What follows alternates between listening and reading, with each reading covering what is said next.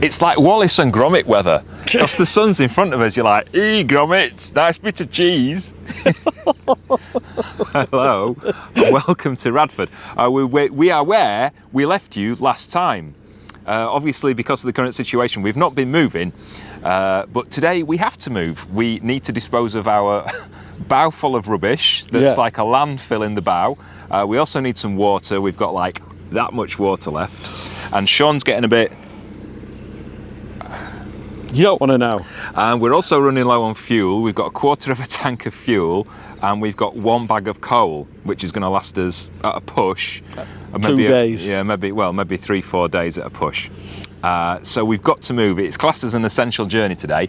Now, luckily, all the services we need are not that far away. We've got a waste disposal point about half a mile in front of us, a water point half a mile in front of that, and then there's a marina that's got some diesel and coal in stock, because some of them haven't or they're not open, and that's about 7 or 8 miles ahead of us. Yes. So we're going to try and do as short journeys as possible as we need them, so that we're not moving when we don't need to, but we get into the points for when we need them. Sean's been into town this morning and stocked up on food, so we're all right for food, and it's a bit weird, isn't it? Yeah, it's really strange here. It is really strange, but we're all set. Dylan's all set. Dylan's all set behind us. He's chilling down there. Are you ready? I am. Come on, let's go then. for it.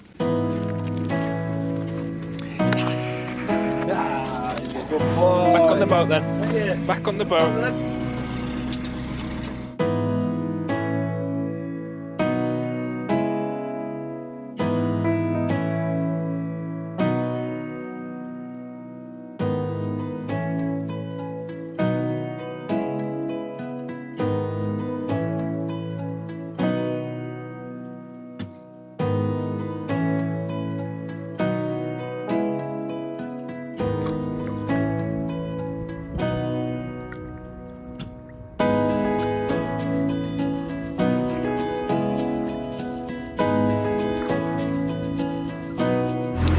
Wherever we moor, we seem to adopt a pair of swans. And it was no different here at Radford. There was a swan's, a nest, a mating pair's nest about 500 yards in front of where we were moored. And I was lucky enough to see in the nest, and there looks to be at least like 5 or 6 eggs in there. She was turning them. It's just so cute. She'll be sat on them for about 5 or 6 weeks before the hatch. And then the cygnets will probably stay with mum and dad for about 5-6 months. Oh yeah, easy. They'll be teaching them how to knock on boats and beg for bread. And they get very protective, so don't go near Swan's Nest, or be careful when you're near the young uns after they've hatched, because mum and dad will be very protective of them. Yes, they will.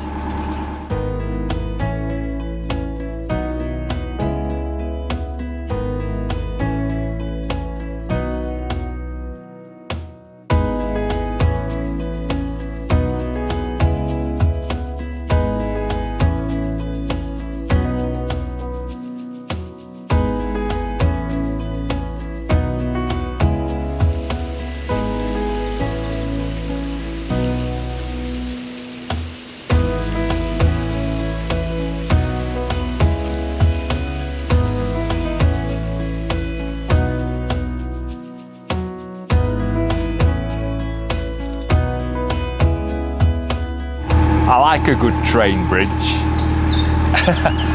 Just after Radford Bottom Lock is the railway viaduct. It carried as in past, the old Rugby and Leamington Railway.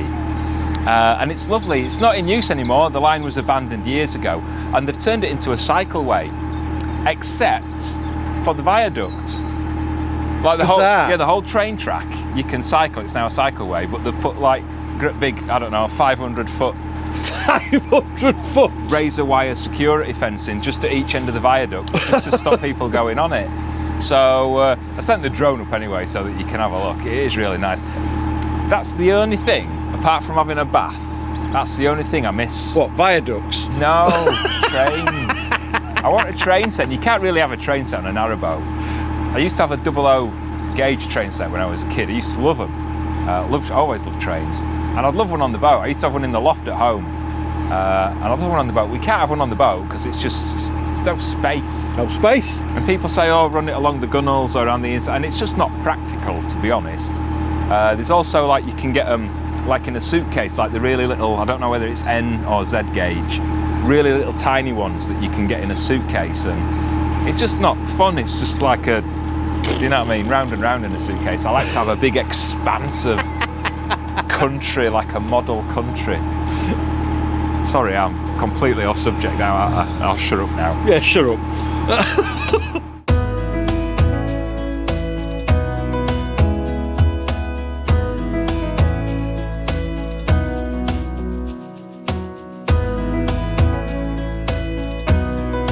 Did you see the Uboat? Where just before we came to Radford Bottom Lock. It looked like a U-boat, didn't it? It's a narrowboat, obviously. I can't imagine like a U-boat being moored just outside Leamington Spa. I don't think it's quite deep enough. It reminds me of when we had our first boat. We did a programme on ITV called Waterworld. We'll put a link to it. There's some clips up there on YouTube. And it was narrated by Timothy West. Do you remember Tim and Prue from Great Canal Journeys? Legends. And when he was talking about our boat being built in Gdansk, that's where they built a lot of the U-boats for the Second World War for Germany. It is. And do you know what U-boat means? Do you know what it stands for? I have no clue. The proper full word in German is Unterseeboot. I know what boot means. So Untersea boot literally means undersea boat. So it's like the short is U-boat. There you go, you learned something. You're all learning something. You'll turn this crap off in 5 minutes and say, well, that taught me a lesson.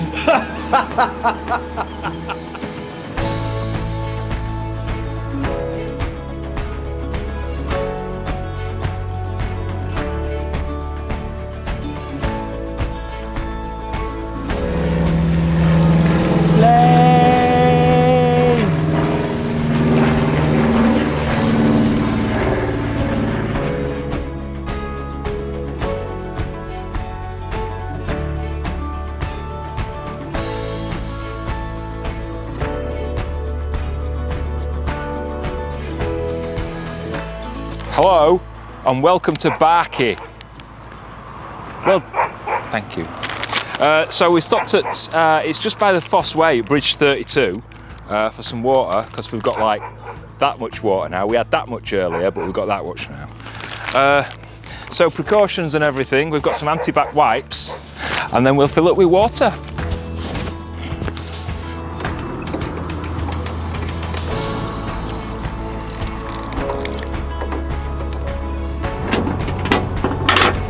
Just behind you, but in front of us, is Bridge 32, and it's Fosse Way. It's quite a busy road, and it dates right back to the Roman times. The reason it's called Fosse is Fosse. The Latin for Fosse is fossa.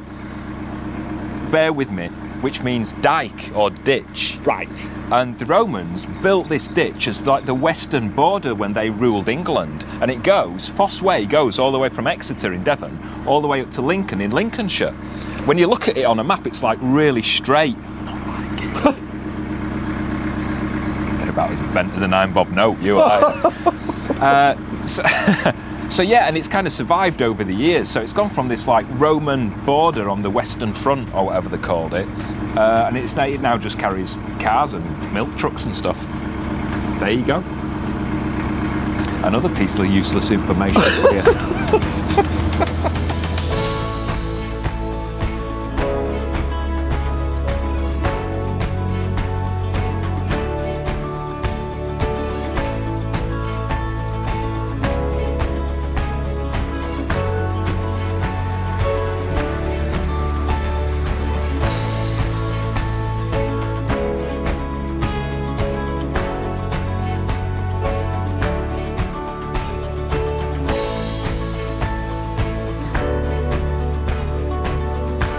So how many videos we done? About 90 something is it we're on? And I don't think I recall ever actually showing you exactly the basics of how a lock works. So why don't we do that? Well, I've arrived up here, this is lock 19 on the Grand Union. Sean is just somewhere down there waiting for me.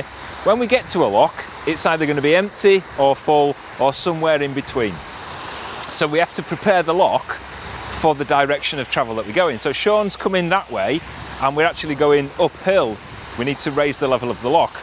Now luckily, and this is where it's easy for us, the lock's currently empty. In fact, one of the gates is already a little bit open. So what we need to do first is open the gates.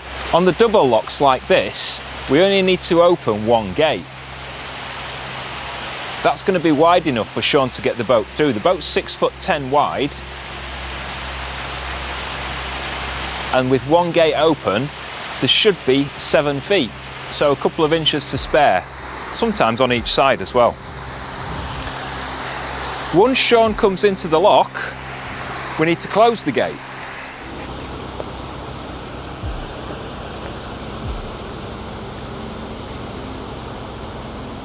With all the gates closed, we now need to equalise the water. So what that means is because we're having to raise the lock, we have to let water in from above the lock, which fills the lock up. If we were doing it the other way around and Sean had come into a full lock, we need to empty it to equalise it with the lower pound. So the way we do that is we have these things. These vary from lock to lock. These are called ground paddles. What we do is we use a windlass to wind a mechanism that pulls a paddle up. That allows water to flow in from the upper pound into the lock from underneath, and it raises the level of the water. Some locks are different. Some have got paddles on the gate, literally like a piece of wood covering a hole in the gate, and you lift the paddle up and it raises it. But on this one, we need to use a windlass.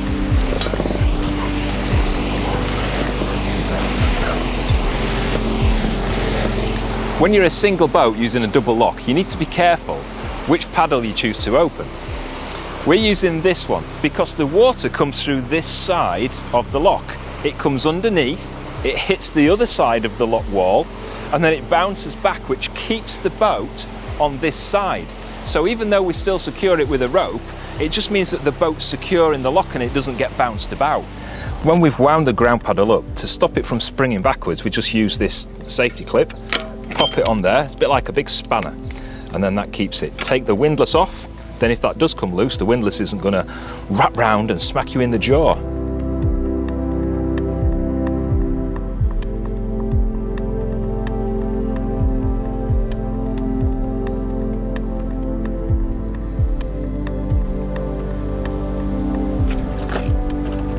Finally, with the lock gates open, we have to close the paddles. This is important.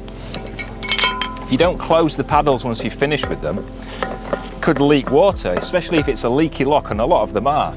So if you leave the paddle open, water can rush through and it could drain the pound or even part of a whole canal.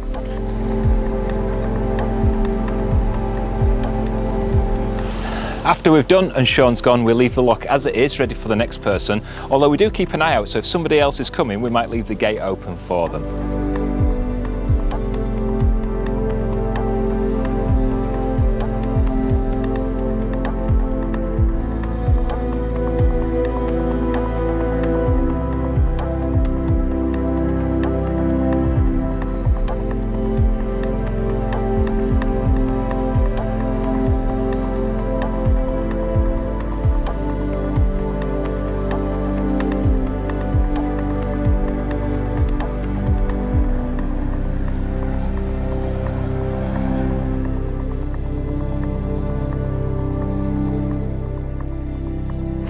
Oh, hello. That's Bridge 30, Welsh Road Bridge. This is Welsh Road Lock, and that is Welsh Road Lock Cottage. If I carry on saying Welsh Road, I'm going to end up getting them mixed up a little bit. That's not difficult for you. No.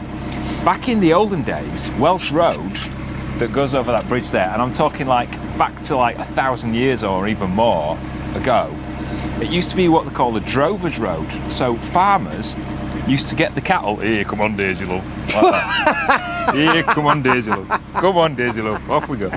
They used to get all the cattle and drive them, not drive them because they didn't have big like cattle lorries back then, so they used to like use a stick and shout, a bit like you, innit? Yep. Get out my galley. And they used to drive them from Wales, which is that way, all the way towards East Anglia to fatten them up. And then once they'd fattened them up, oh, and that's a clue where we're going. Once they'd fattened them up, they'd then walk them down from East Anglia to Smithfield Market in London to sell them. Ooh. And that's what they used to use that road for. It's a really old road. And as you just saw by that blooming grit lorry, they don't use it for driving cattle anymore. They're taking like rubble and stuff away because that's where they're building HS2. Yes. So HS2 is going to kind of fly across rather than cattle. It's a bit sad, really. Although I do like trains, especially fast trains. I do like to see a man with a stick herding cattle. What? Is that not interesting? We'd put that in a vlog if we saw it, won't we? Yes. Do you want to have a look at what HS2 is going to look like round here? Because they've started building already. Yes, they have. We got somebody else to do the drone for us because that's very naughty, apparently. So that's not our footage. Might be, but it's not. So yeah, they've put like bin bags up to stop people getting in. Yep. To kind of mark the borders. And in not so many years, well, hopefully, if we've still got enough money, trains are going to be flying across here. We're not. We're going that way. Yes.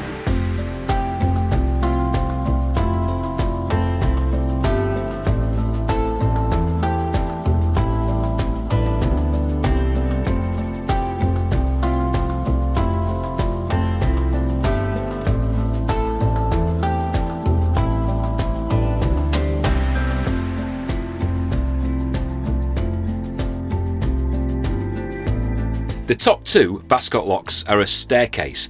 That means that the two locks are together, there's no space in between them. There's quite a few staircase locks around Britain. The biggest one is the Bingley Five Rise in West Yorkshire.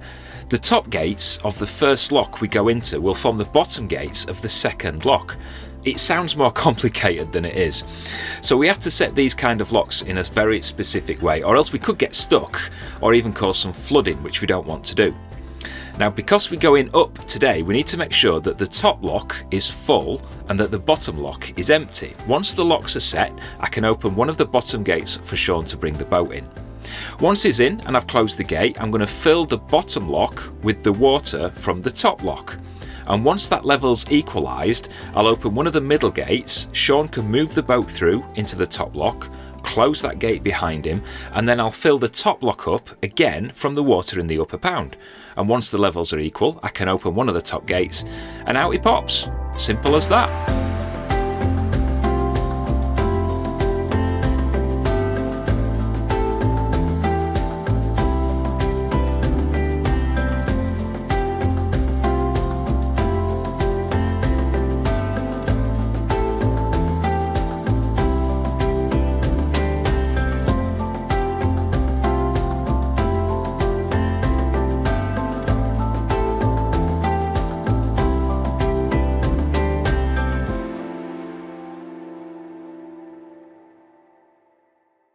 The thing about this time of year is that when the sun comes out, it's really nice because you're not used to it. And the solar's coming in and you can get your top off and you're wearing your t-shirt and it's a little bit like, but you're all right. A bit like summer. Yeah. And then as soon as a cloud comes over, it's like, I thought you were going in then. He nearly pushed me in. A bit freezy chilly, which it is now, hence we've got a t-shirt under the hoodie. Big coat on. And his big coat on.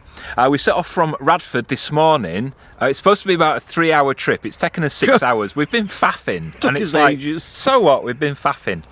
And we're about halfway to where we want to be. Yeah. But we're not rushing because we want to stay out of people's way and we want people to stay out of our way. And this is lovely and quiet. And this is very quiet. It was quite busy. Even though we were outside Leamington, it was still quite busy. Yeah. So we've got rid of the rubbish. We no longer have landfill in the bow of Silver No, Fox. we don't. The front of the boat's sitting about 6 foot higher. Not an exaggeration. We've got a full tank of water. Yep, we got all his water. We did some locks. We did the, well, is it Bascot or Bascoat? Bascot. Well, it depends who you ask. If you talk to people, do you know what I mean, like blue collar workers, then it's better than what I said before. Then it's Bascot. If you speak to anybody down the polo club, then it's probably Bascoat. Yeah. So apologies to half of the population that we've just upset. We are currently then moored halfway between Radford and, which is where we're going to get fuel at Calcut, which is near Napton Junction. Yes. And we are about half a mile away. You don't know this. No. We're about half a mile away from a little village called Long Itchington.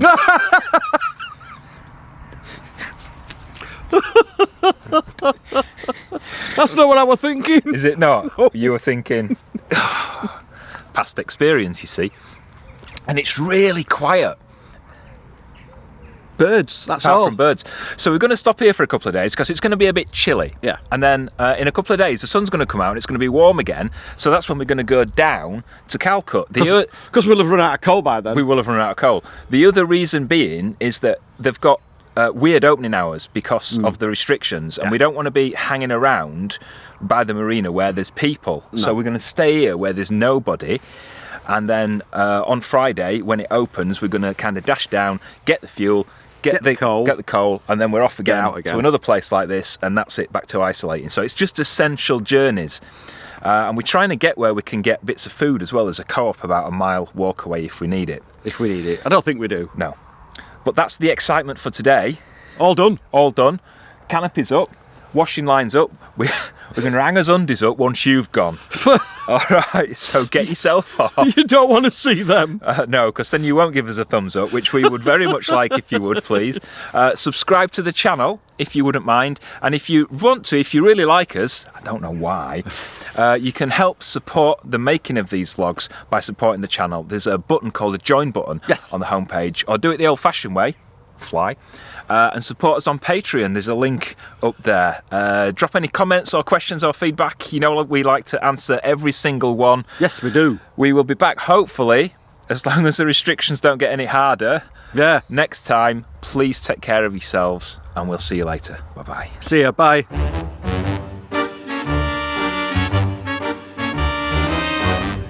Ow. Yeah. Bit me tongue. Testing, testing. Tell me when you're ready. I'm ready. Testing. Hello from us. Good morning. No, I got that clip wrong. if you're here in the morning.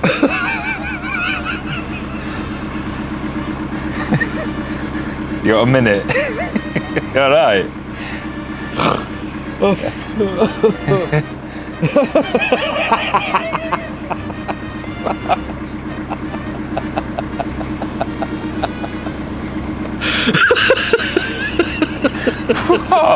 I don't even know what you're laughing at. You just set me off. He laughs at the littlest things. Well, not.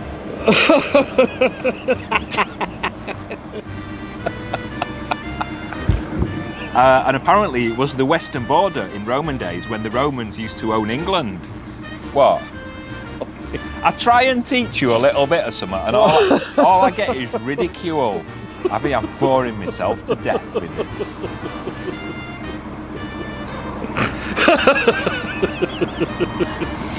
So just do it again. I can't remember. Gone completely.